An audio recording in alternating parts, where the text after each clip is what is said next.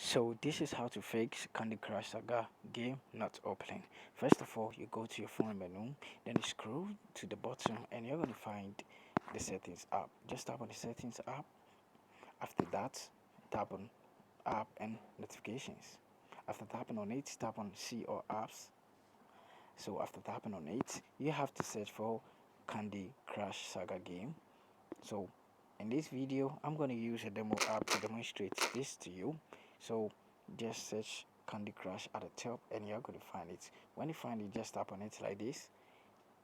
And after tapping on it, what you have to do is tap on the first tab, then you tap on OK, you tap on the notification, you toggle it on like this, then you check the mobile data and Wi-Fi. You make sure the background data is also turned on. After that, go back, then you tap on permissions to check whether all is allowed.